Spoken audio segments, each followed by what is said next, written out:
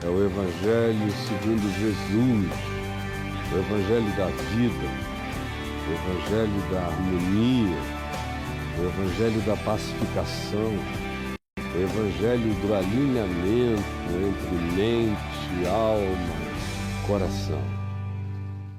E hoje eu lerei na carta de Paulo aos Filipenses, uma carta importante, singela, bonita, carregada de verdades que, quando entendidas e assimiladas, podem mudar a vida da gente por inteiro, fazer uma diferença prática extraordinária, especialmente porque ele escreve essa carta preso. É diferente quando você escreve da sede da impotência. Não sei se você já esteve preso. Eu nunca me senti preso.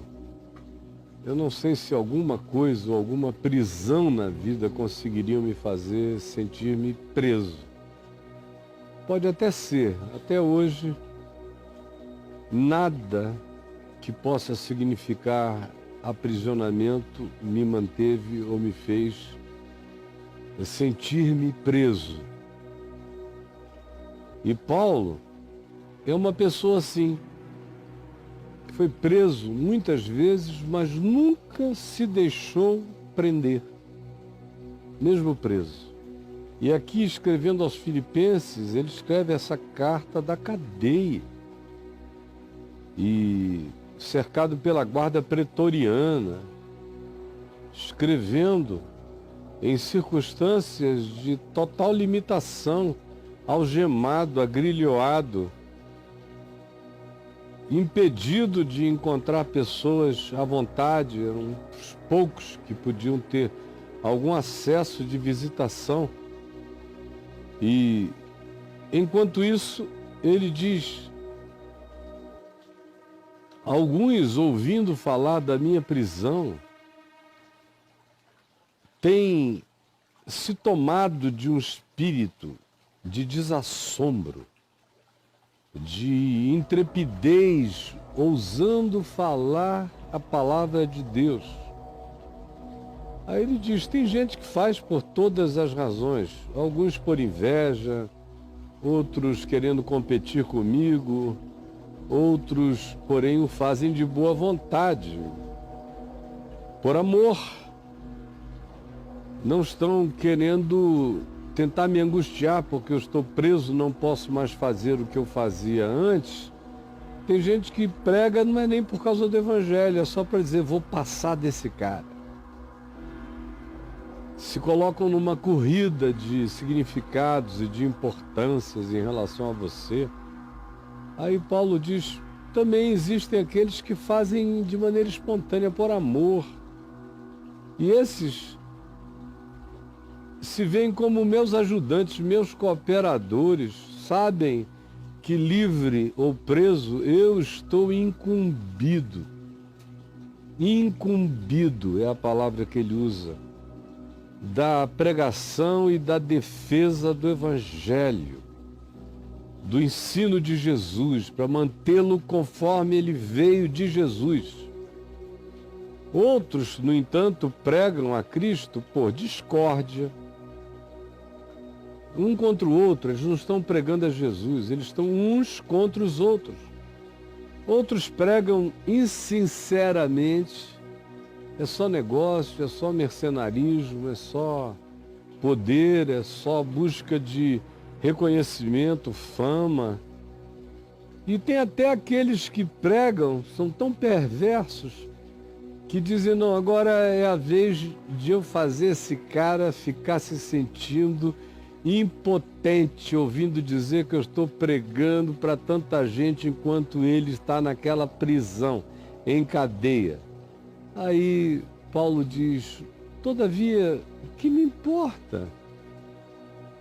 Uma vez que Cristo, quando é Cristo, né? Se fosse hoje em dia, Paulo não diria assim.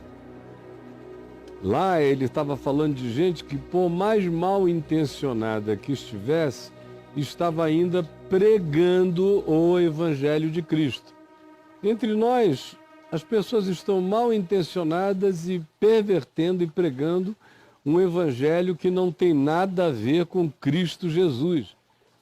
Mas naquele contexto dele, aonde aqueles que pregavam pelo menos a Cristo, ele diz: de qualquer modo, seja como seja, por inveja ou porfia, ou boa vontade ou amor, por discórdia ou insinceramente, seja como seja, querendo mesmo provocar angústia em mim, querendo aumentar meu sentimento de impotência, que me importa?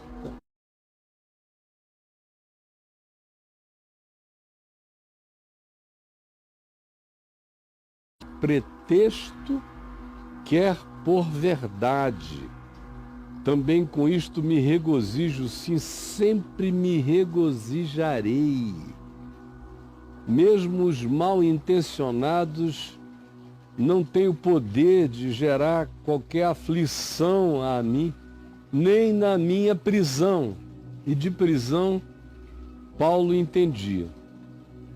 Aí ele desenvolve a carta, fala depois disso aí da necessidade da gente aprender o espírito de servo de Jesus, ter o mesmo sentimento de servo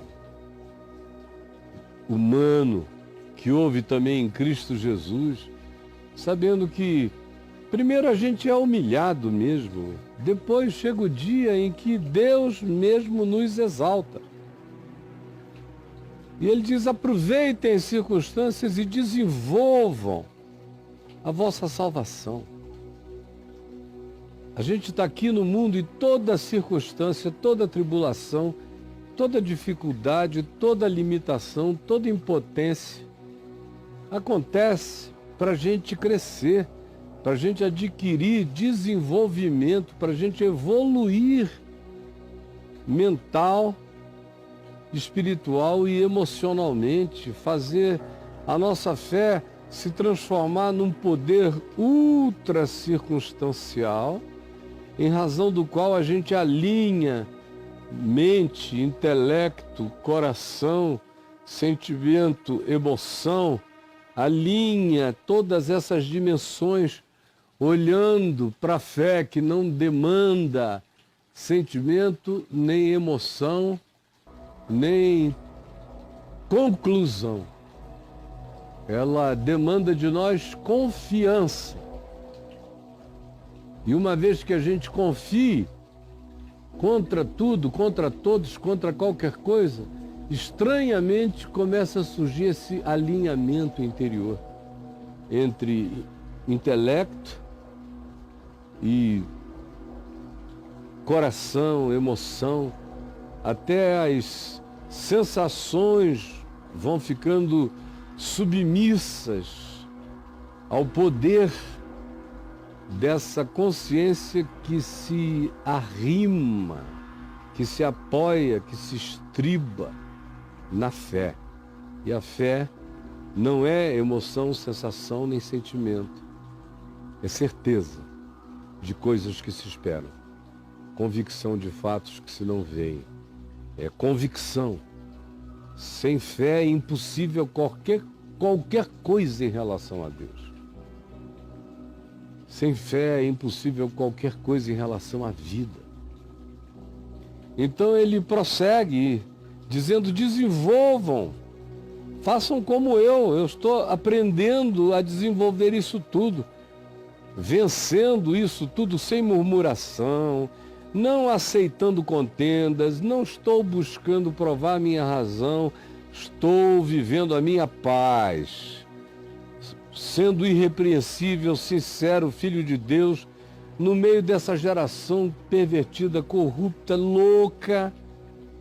Mesmo em prisão, eu sou uma luz na prisão, na cadeia.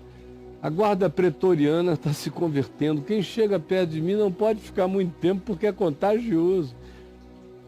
E que vocês sejam assim também, contagiosos, como luzeiros resplandecendo nesse mundo escuro, mantendo sempre a palavra que provoca a vida no coração de vocês, andando assim, nesse desenvolvimento, sabendo que da minha parte não há nada que me façam que possa me prejudicar, porque eu decidi que a minha vida é uma entrega, é um sacrifício, é um incenso de aroma suave, é um culto a Deus que eu oferto todo dia em favor da edificação da fé de milhões de pessoas. Então, alegrem-se comigo, diz o preso, o encadeado. Aí ele prossegue, fala de Timóteo, fala de Epafrodito, fala dessas pessoas leais, fiéis, e fala de que essas pessoas trouxeram notícias de que esse grupo, essa pequena comunidade que se reunia lá em Filipos, estava aprendendo o Evangelho sem deturpação. Aí ele diz, eu me alegro com isso e quero que vocês honrem gente boa de Deus como Timóteo, como Epafrodito, gente que não está de brincadeira com o Evangelho, gente que está entregando a vida para que a palavra permaneça íntegra entre vocês. Agora, quanto ao mais, o mandamento é esse, é alegria. Alegria. A tristeza se torna um vício mental. Um vício. Quando a gente alimenta a tristeza, ela é viciosa. Ela altera todo o nosso processo químico cerebral. A tristeza nos altera tanto a química e diminui toda a produção de hormônios de felicidade, de químicas de alegria na gente, que depois ela acaba mexendo com o nosso sistema neural, a tristeza. Ela faz sinapses melancólicas na gente. Quando você se auto-vitima, ela faz sinapses melancólicas. E se você permite que isso dure muito tempo, aconteça por muito tempo, essa coisa se torna crônica, se torna parte de você. Existem pessoas cuja tristeza se tornou parte delas, como um membro. Se tornou uma adição à constituição mental, cerebral, emocional, porque a tristeza é altamente viciante e condicionante. E quando a pessoa tem essa tendência à autopiedade, à autovitimização, então a tristeza tende a se instalar como um software de infelicidade no coração, rodando ali para sempre. Como eu vejo gente em relação a quem nada as pode felicitar nem alegrar. Diferentemente desse homem aqui, que conheceu a prisão mais do que o Fernandinho Beiramar, não no tempo de aprisionamento, mas na quantidade, e foi torturado como se fosse nos dias do golpe militar. Entrou no pau de arara, no chicote, na varada, foi furado de todos os modos, afligido a ponto de que ele diz, olha, na Acaia, bateram tanto em mim que eu cheguei a me desesperar da própria vida. Eu pedi a morte de tanto que eu apanhei. Mas não perde a alegria. Porque uma coisa é apanhar, outra coisa é se infelicitar. Na psicologia do Evangelho, as coisas não são as mesmas. Jesus disse que a gente pode ser molestado, fustigado, maltratado, injuriado, e ele disse, no entanto, exultai, alegrai-vos, porque é grande o vosso galardão. Pedro diz que a tristeza que maltrata é aquela que decorre da nossa culpa. da gente saber que fez algo errado contra o próximo, mas que os outros estão fazendo coisas ruins contra nós, enquanto a gente vive o que é bom, ensina o que é bom e pratica o que é bom. Pedro, Paulo, Jesus é testemunho unânime. Dizer, alegrai-vos, porque sobre vocês repousa o Espírito da glória, o Espírito de Deus. Agora, não seja nenhum de vós maltratado por estar fazendo o que é errado. Mas se vocês fazem o que é bom e são maltratados, regozijem-se, alegrem-se. E Paulo diz aqui, fiquem alegres, inclusive em razão da minha prisão, porque eu sei como reagir a essas circunstâncias. E também alegrem-se na comunhão desses que estão chegando aí, Timóteo, Epafrodito. Honrai sempre a homens como esses, recebei-os com alegria, com honra no Senhor, porque eles dão a vida com sinceridade para serem porta-vozes, para serem anjos dessa mensagem. Então, alegrem-se. A mim não me desgosta que vocês estejam alegres, ao contrário, para mim é segurança. Quanto mais eu vejo vocês alegres, mais seguro eu fico de que o Evangelho de fato está em atividade, está em operação, em vocês, está ativando vocês. A alegria é manifestação desse ativamento no Evangelho, alegria espiritual. Ele não está falando de gargalhadeirismo, nem de piadismo, nem de chocarrice. Ele está falando de regozijo no espírito, na mente, nessa capacidade de transcender a circunstância imediata e saber que as dores do tempo presente não são para comparar com a alegria, com a glória, com a graça por vir a ser revelada em nós e que já nos habita. Aí ele diz, eu fico seguro quando eu fico sabendo que vocês estão felizes e alegres. Mas tomem cuidado com os cães.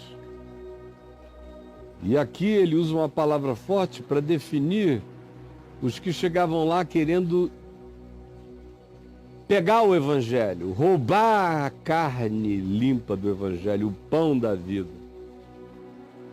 Esses cães, que eram, na maioria das vezes, os judaizantes, os que achavam que o indivíduo podia até crer em Cristo, mas tinha que obedecer toda a lei de Moisés e anulava a cruz de Cristo, como ele vem a dizer mais adiante, falando forte deles, dizendo que eles são inimigos da cruz de Cristo. Capítulo 3, verso 18. São esses que Paulo diz, fiquem acautelados, são maus obreiros. São a falsa circuncisão, ficam aí querendo fazer vocês cortarem e fazerem fimose ritual judaica e sem entender que a circuncisão é o abandono da luxúria, da carne, do ódio e da raiva e da perversidade, da maldade no coração. A circuncisão é uma operação no caráter. E aí ele diz, eu não me jacto nem me glorio de nada, eu não vivo o Evangelho tentando me gloriar na carne, como um santarado, querendo mostrar serviço de performance, de biquinhos e caras e bocas de santidade, tudo para o lado de fora. Esses que fazem assim confiam na carne, eu não confio na carne. Eu adoro a Deus no Espírito e em verdade. Aí ele diz, se fosse para confiar na carne, na performance, no pedigree, numa coisa assim, eu teria até do que me gloriar, porque eu fui circuncidado no 8º dia, sou da linhagem de Israel, da tribo de Benjamim, sou hebreu de hebreus. Quanto à lei, eu fui educado como um fariseu. Quanto ao zelo, Ninguém foi mais do que eu fui perseguidor da igreja, e quanto à justiça que há na lei de Moisés, eu era considerado externamente irrepreensível. Mas o que para mim seria lucro do ponto de vista da religião, isto eu considerei como perda por causa de Cristo. Quando eu encontrei Jesus, eu joguei tudo isso para trás. Não quis saber de mais nada. Sim, deveras considero tudo como perda, por causa do encontro com a sublimidade do conhecimento de Cristo Jesus, meu Senhor, por amor do qual perdi todas as coisas e as considero como refúgio, como nada. Me trouxeram até eu encontrar Cristo, e o resto virou bagaça na minha existência. E o que eu quero é ser achado nele, todo dia. Sem justiça própria, que busque validação na lei de Moisés, mas vivendo apenas daquela justiça mediante a fé em Cristo, crendo que em Cristo tudo foi feito, eu sou justificado porque Ele me justifica. A justiça baseada na fé. E assim sendo, eu o faço para o conhecer, para o experimentar, e para experimentar também a força e o poder da sua ressurreição em mim, na minha carne. É isso que me dá poder para além de qualquer prisão. E eu não tenho nenhum melindre e nem me auto-vitimo, porque eu tenho conformação com a sua morte. Eu vou morrer também, ele morreu por mim, e o que quer que façam contra mim, que me coloque num lugar de enfraquecimento, eles não sabem que eles estão me colocando num lugar de comunhão com a fraqueza de Deus em Cristo Jesus, de onde brota todo o poder. E eu sei assim que eu vou alcançar superior ressurreição. Aí ele fala aquilo que eu falei ontem, que ele não julga já ter alcançado, mas ele vai andando para lá, desenvolvendo a salvação para chegar a se tornar o Homo Christus. E por isso ele insta com esses companheiros para que o evangelho na vida deles não seja corrompido por essas adições ou pelas subtrações, pelas mudanças que esses aos quais ele chama veementemente de cães faziam. Ele disse não. Aí ele começa a concluir, a fechar essa mensagem dizendo no capítulo 4, no verso 1, portanto, por causa de tudo isso que vocês já aprenderam, que a nossa pátria está nos céus, que o nosso reino não é neste mundo, que o poder que a gente quer não é aquele para impressionar pessoas nessa terra.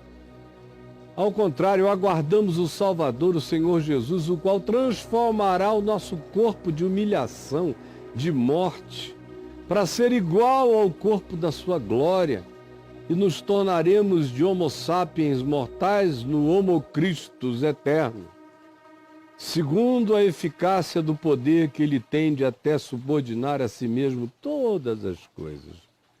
Todas as coisas estão subordinadas a ele. Portanto, sabendo disso, meus amigos, meus irmãos, sabendo disso, amados e saudosos, sabendo disso, vós que sois minha alegria e a minha coroa, porque se eu tenho alguma coisa com a qual me coroar neste mundo, é a certeza de que você e vocês e milhares e milhões estão crendo na simplicidade do Evangelho através desse anúncio. Então, portanto, meus queridos, prestem atenção, fiquem firmes no Senhor, fiquem firmes no Evangelho.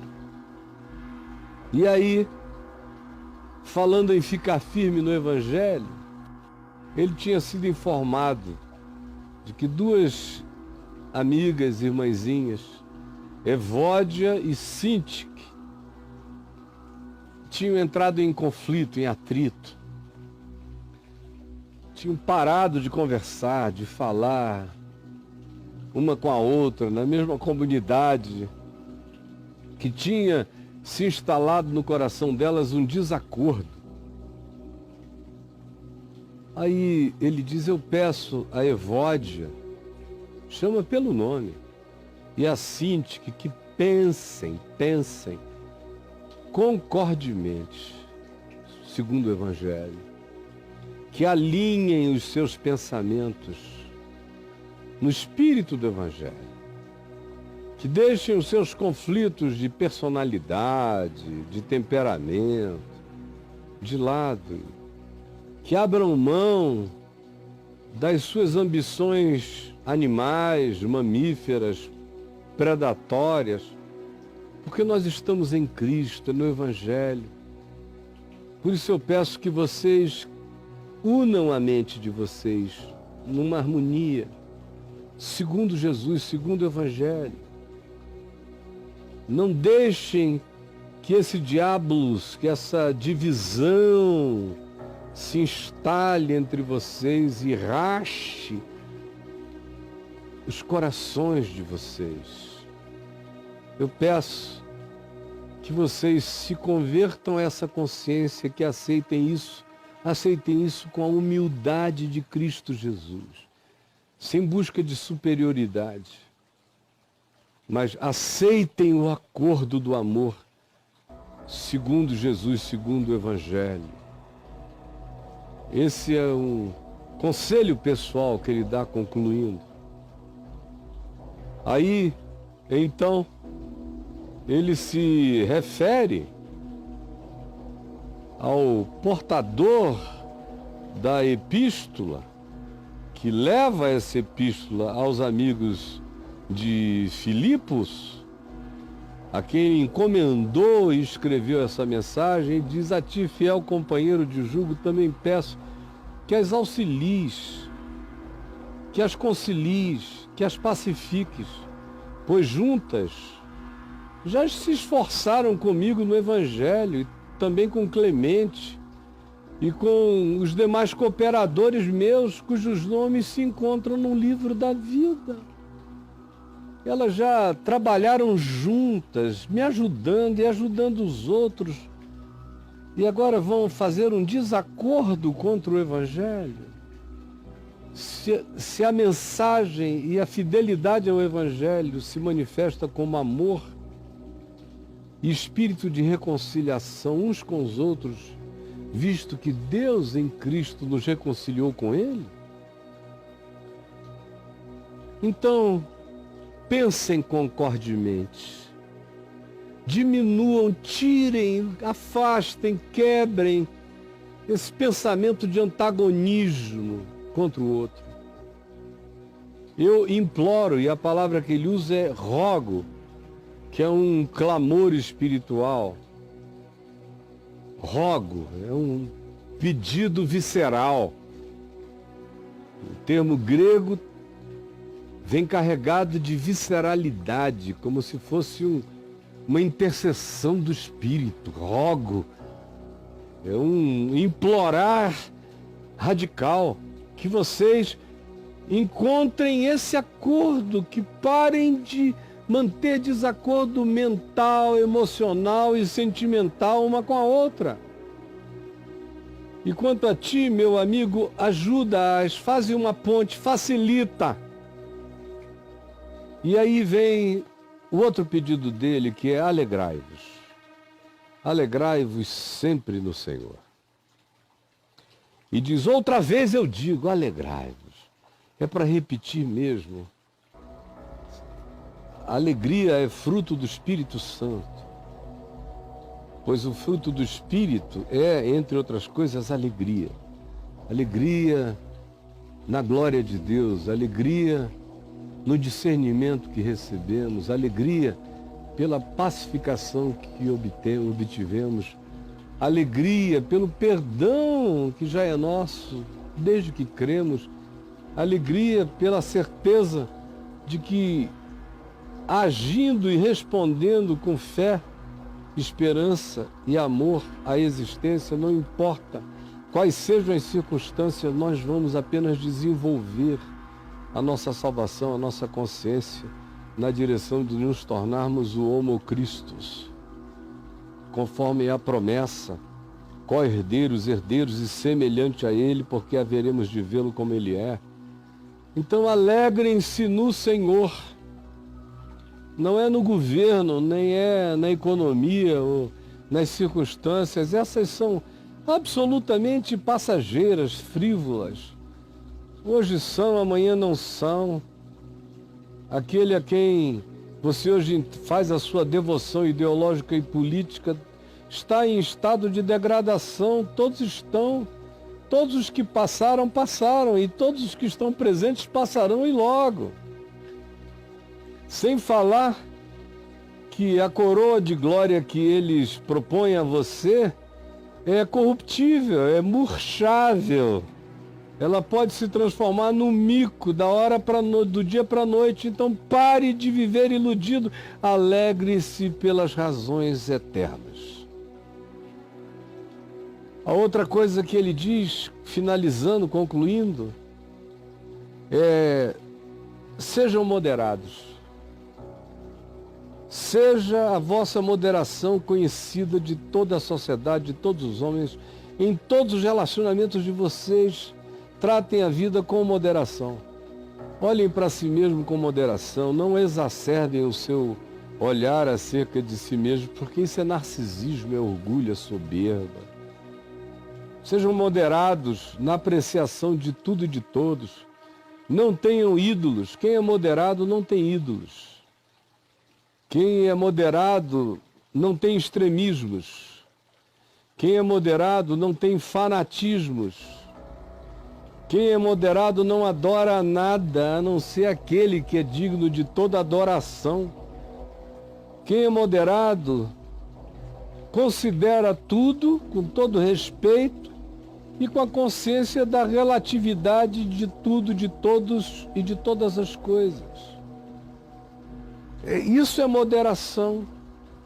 Seja moderado no comer, seja moderado no beber, seja moderado no afirmar, seja moderado no falar, seja moderado no prometer, seja moderado no sonhar, para que você não surte e o seu sonho se transforme num senhor tirano, que desvia você da sua própria capacidade, da sua própria competência, do seu próprio dom, da sua própria possibilidade de atingimento das coisas que você faça melhor. Seja moderado em tudo, em todas as coisas. Seja moderado no seu desejar, seja moderado no seu torcer. Não reserve nenhuma área da sua vida para imoderação, porque a falta de moderação tira o equilíbrio lentamente, mas tira o equilíbrio gradativamente da percepção da gente. Um outro conselho que ele dá é: não andeis ansiosos. Não andeis ansiosos. Quem está falando isso é um cara preso. Geralmente o preso vive ansioso. Eu visito cadeias a minha vida inteira, desde 18, 19 anos de idade. Como capelão, como pregador. E também conheço a cadeia como um prisioneiro durante 4 dias. E o que você vê é o preso em geral andando de um lado para o outro, ou no corredor, ou na pequenina área externa, onde entra algum sol, andando. Depois de um tempo, alguns começam a falar sozinhos, andando. E ansiedade, e angústia. Ele está preso, escrevendo uma carta sobre alegria, humildade, amor, glória, exaltação, exultação em Deus, promovendo reconciliação, pedindo a intervenção pacificadora de um amigo, convocando as pessoas à verdadeira alegria, que não para nem tem nas paredes de uma cela o seu limite. Ao contrário, transcende todas as paredes, salta todas as muralhas, encontra-se sempre altaneira na visão sublime daquilo que em Cristo Jesus já nos é dado e nos aguarda em plenitude. Alegrai-vos, e agora diz, não andeis ansiosos, de coisa alguma, de coisa alguma. No caso dele, era não andar ansioso nem acerca do dia no qual ele seria liberto, se é que ele seria. Ele resolveu tirar datas, agendas da existência dele e resolveu se descompromissar de todo o compromisso como tirania. Decidiu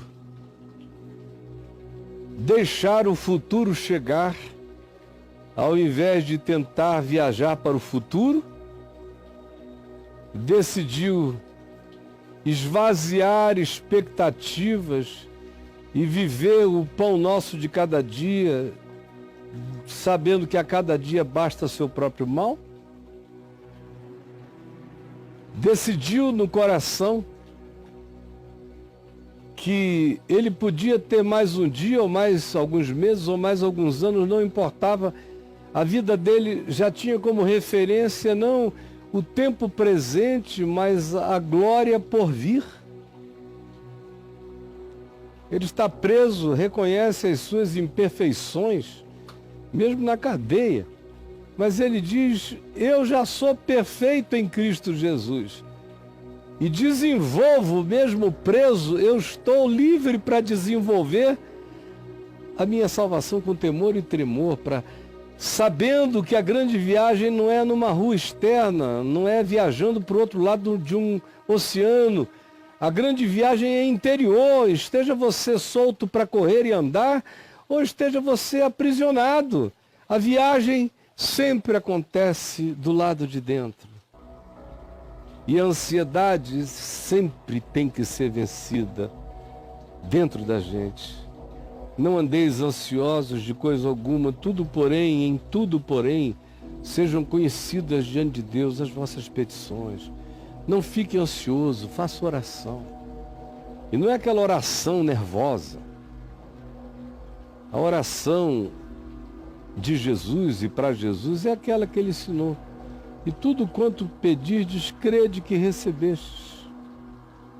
E assim a ansiedade, Paulo diz, e tudo quanto pedirdes, crede que recebestes, e fazer isto com ações de graças, com gratidão, com louvor, sem marcar o dia e a hora na parede, sem obsessão, sem fixação, sem querer dar ordens a Deus, senão você morre de ansiedade, ainda que seja fazendo oração.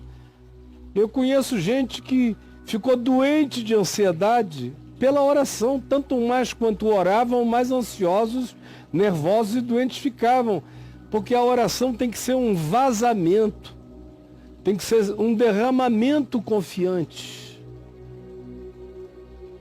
e não uma retenção angustiosa. Então, a sua tentação de ansiedade, vença falando com Deus. É claro que Deus sabe, não é? Quando ele diz fazendo conhecido diante de Deus, é fazendo conhecido diante de você mesmo. A gente não ora a Deus, a gente ora para nós mesmos ouvirmos nossa oração diante de Deus. Deus nos conhece, o vosso Pai Celeste sabe. Foi o que Jesus disse. Antes de qualquer coisa, sabe?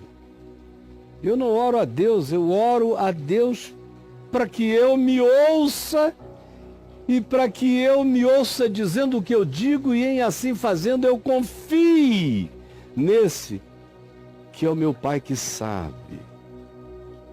Em tudo, porém, sejam conhecidas diante de Deus as vossas petições, pela oração e pela súplica com ações de graças. Aí não tem lugar para ansiedade. Não tem lugar para especulação, para escatologia da oração, quando será, como será. Não. basta cada dia o seu próprio mal.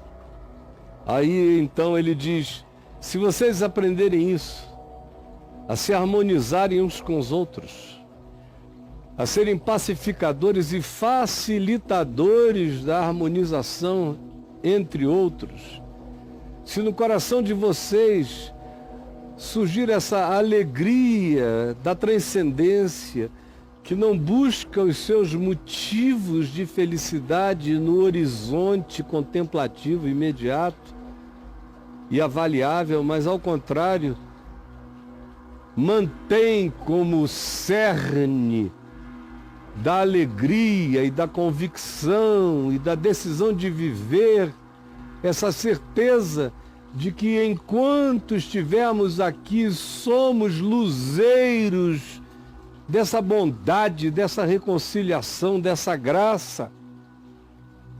Então, alegrem-se nisto e vivam com moderação, sem extravagância, sem exagero, sem polarização, porque o Senhor está perto. Está perto porque Ele está aqui com a gente.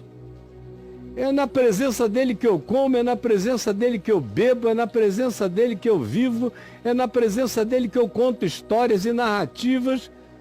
Então, que eu seja moderado, que eu busque consonância com a realidade, com a verdade em tudo, em todas as coisas. O Senhor está perto porque Ele é presente. O Senhor está perto porque eu estou andando na direção dEle, enquanto Ele anda na minha direção, mas logo, logo nós vamos estar cara a cara. E eu não quero chegar lá com os sinais da imoderação, da falta de controle, da loucura, da insanidade. Então, sejam moderados, vençam a ansiedade esvaziando as perspectivas angustiosas ou as projeções aflitas para o futuro. Coloquem diante de Deus, descansem e agradeçam e vivam aquele momento. E aí ele conclui dizendo, e a paz de Deus, que excede a todo entendimento, e a paz de Deus, que excede a compreensão, que não tem justificativa, que não tem explicação, que não é porque tudo me vai bem, não é porque eu tenho uma contabilidade de harmonias e nem tampouco é porque eu tenha suprimento absoluto para tudo que eu necessito. Não. É a paz que excede ao entendimento, que é absolutamente transpsicológica, suprapsicológica, que não vem de nenhum condicionamento, nem é fruto da irresponsabilidade, ao contrário. Você é consciente, lúcido e responsável, você só não é prepotente. E você, ao mesmo tempo em que não é prepotente, é confiante.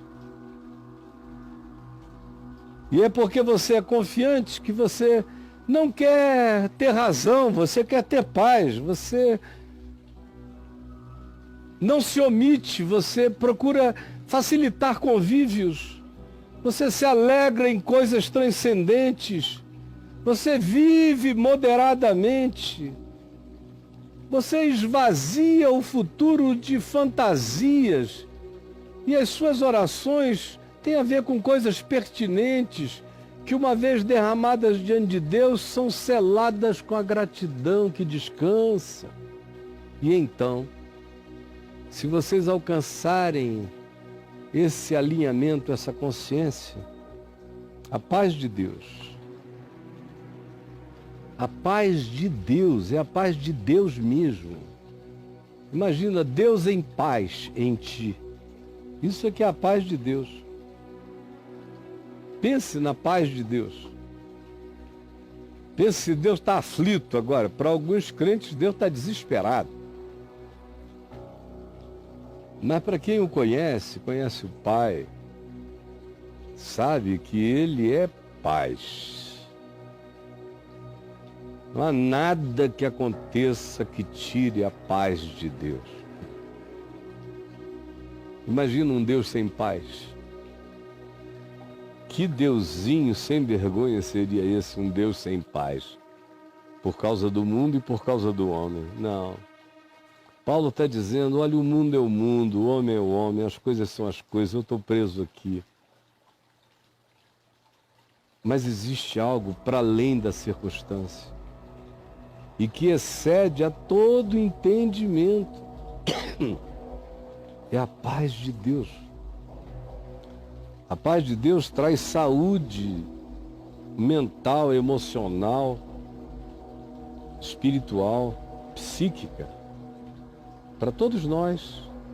E a paz de Deus, que excede a todo entendimento, que está para além das circunstâncias, guardará os vossos corações, as vossas emoções, os vossos sentimentos, as vossas mentes, os vossos pensamentos. E aí ele diz, por falar em pensamento, em emoção, em sentimento, eu digo a vocês no que pensar, na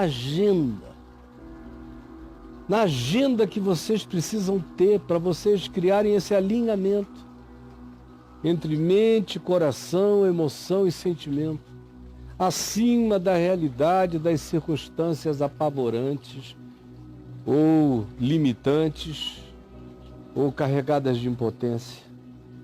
Aí ele diz, então, irmãos, tudo que é verdadeiro, ao invés de vocês ficarem aí na mentira, na fake news, na degradação do outro, na conversa idiota, do prazer em falar mal da existência do próximo, tirem isso de vocês e optem pelas coisas que são verdade. Optem pela realidade e pela realidade que edifica. Por tudo que é respeitável, tentem ter na mente aquilo que vocês poderiam ter em qualquer conversa, que é uma coisa tão difícil, é a gente ter na mente aquilo que a gente poderia ter em qualquer conversa. Claro que a maioria de nós não sabe nem o que é isso, porque a maioria de nós agradece que ainda não haja a máquina de leitura de pensamentos que vai chegar daqui a um tempo. A pessoa não quer que a mulher conheça a senha do celular, ou o marido, ou o namorado, ou quem quer que seja, porque tem medo do que se possa ali encontrar. Imagina nos pensamentos. A coisa mais difícil é essa, é você chamar o pensamento para tudo que é puro, tudo que é respeitável. Chamar o pensamento para essa respeitabilidade.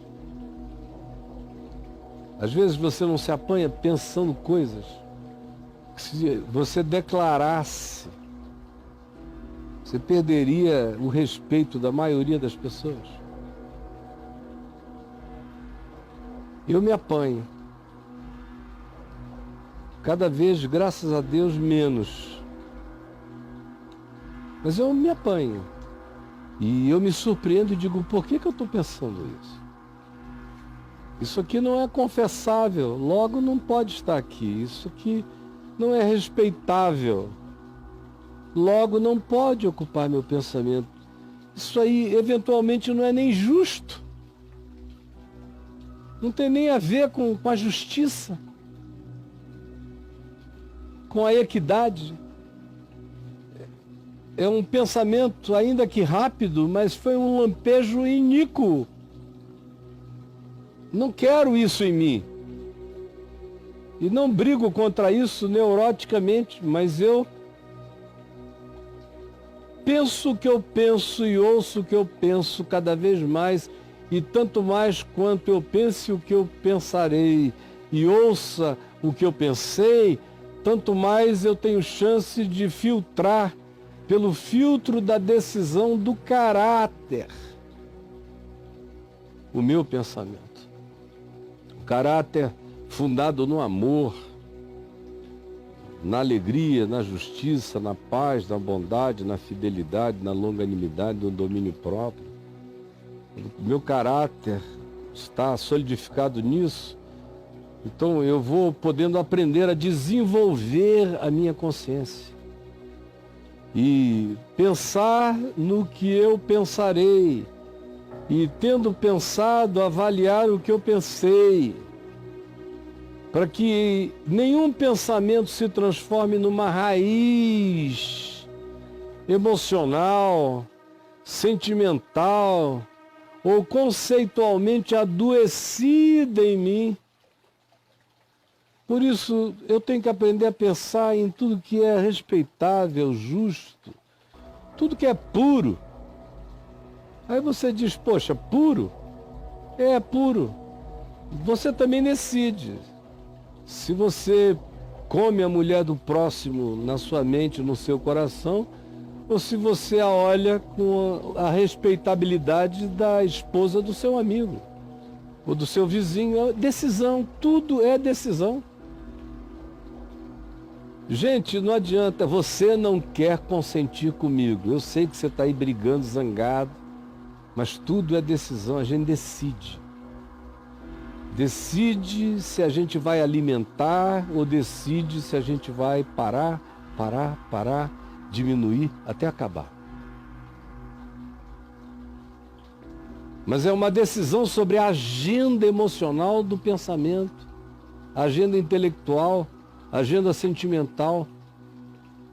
Também tudo que é amável, tudo que é cordial, tudo que vai fazer bem ao outro,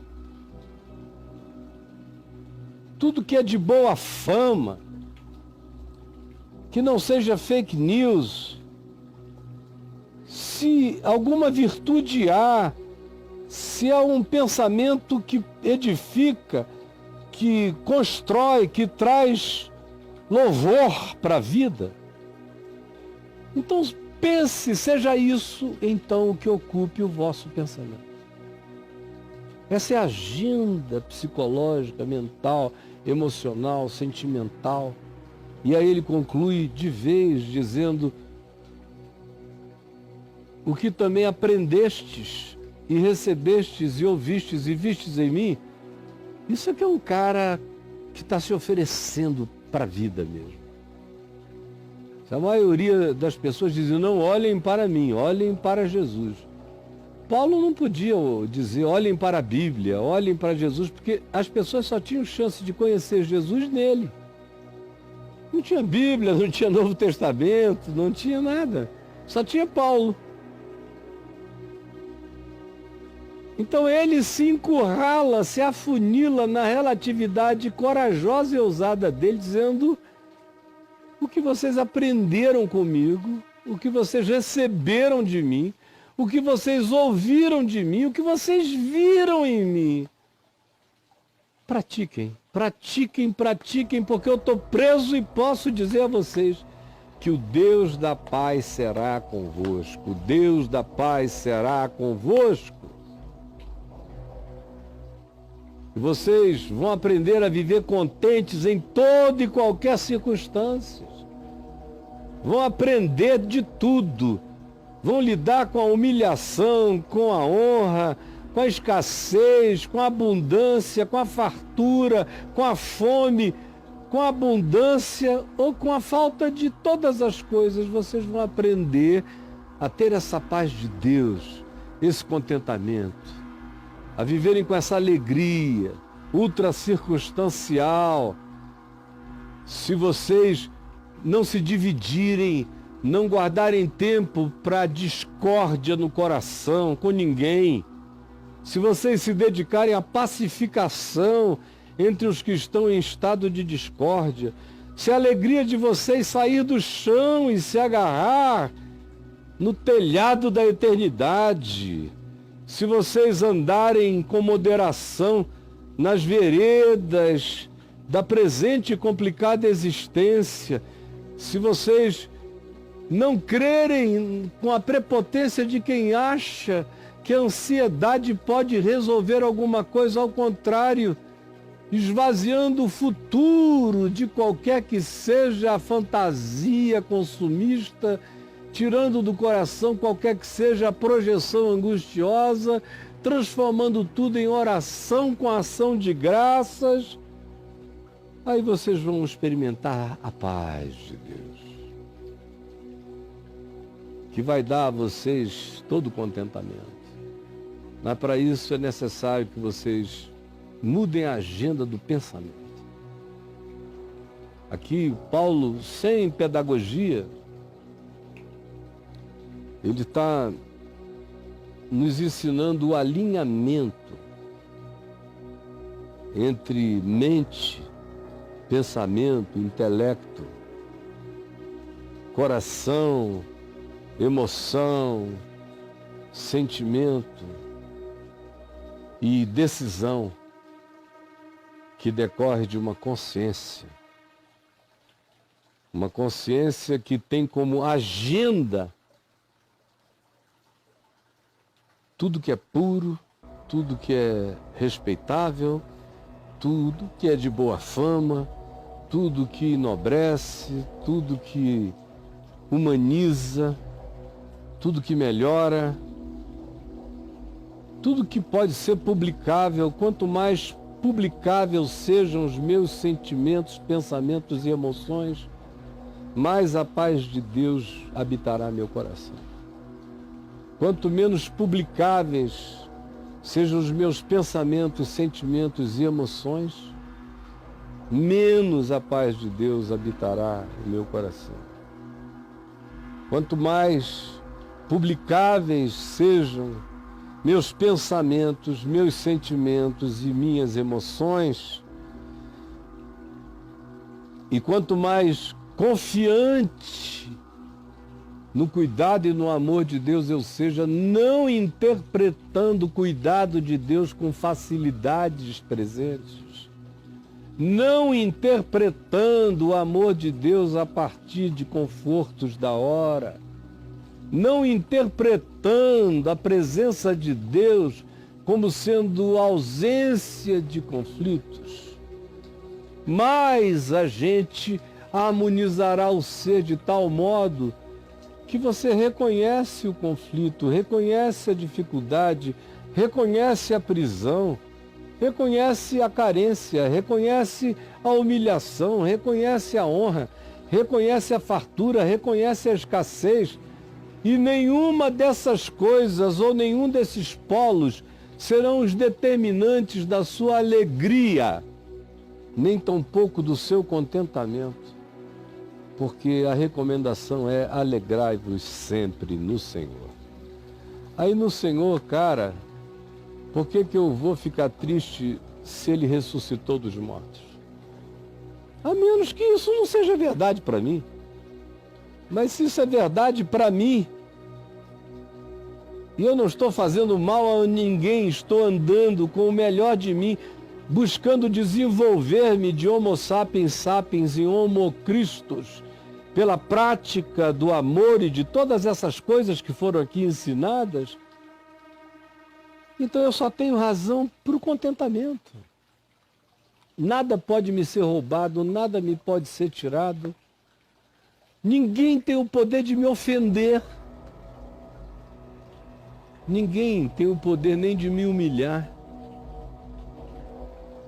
Eu saí desse estado dimensional, predador, comparativo, de porfias, de invejas, de ciúmes, de quem é quem manda em quem pode mais, quem é mais importante, quem é mais visível. Não, isso